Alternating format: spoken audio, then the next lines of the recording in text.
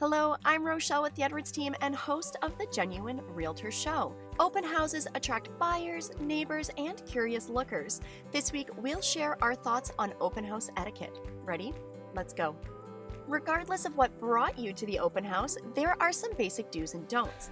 There's a few to cover, so let's dive right in. Punctuality counts for a lot. If the open house is scheduled from 2 to 4 p.m., don't arrive at 1:45 and barge right in.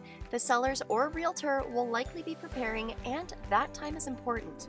On the flip side, if you are running late, please call the realtor and ask them if they will stay open. Odds are they will happily agree, and if they can't accommodate you right then, they can always schedule you for a private tour. Please remove your shoes.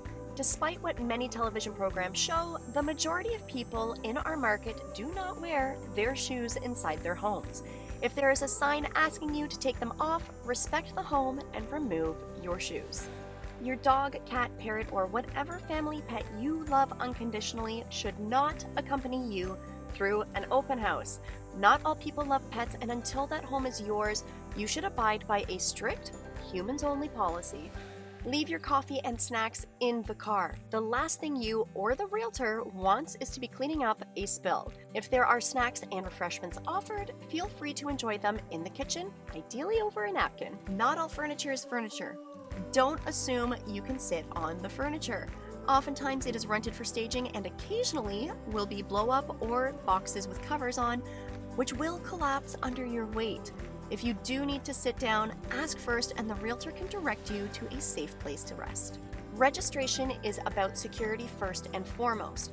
You, along with many other people, are walking through a home, and while it's rare, there's a chance something may happen. The realtor needs a list of who is in the home should any unforeseen issues come up. If you put yourself in the seller's shoes, you'd likely want to know who is in your home. Let the realtor know if you are already working with someone. This allows them to contact your realtor with any follow-up and lets them know you have representation. Watch your kids like a hawk. Honestly, if you could not bring your kids, it's easier for you to focus on the home, but we understand that's not always an option. The realtor will have people with questions they need to focus on and are not built-in babysitters.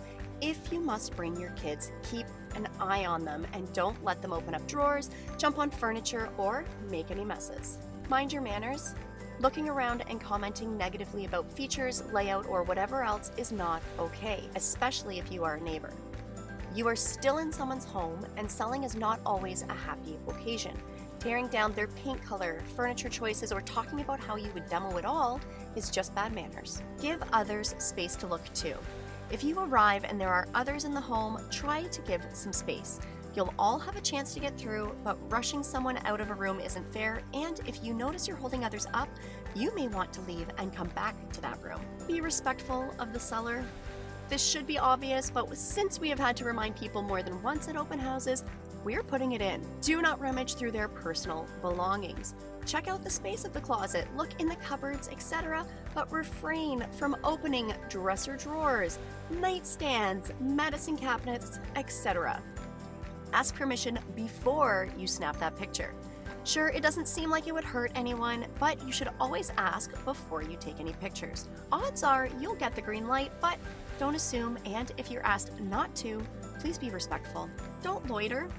Pick up a feature sheet, wander around and take a look. Once you're done, head on to your next open house or ask the realtor any questions you may have, but don't camp out for hours. If you love the home, don't badmouth it. There's this strange phenomenon that happens where someone who loves the home will hang around pointing out the negatives with an earshot of potential buyers.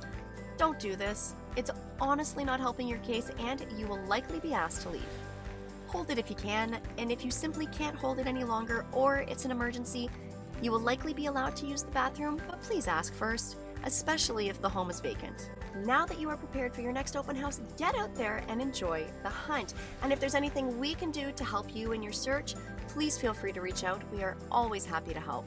Keeping it genuine, your realtors, the Edwards team of Todd Real Estate.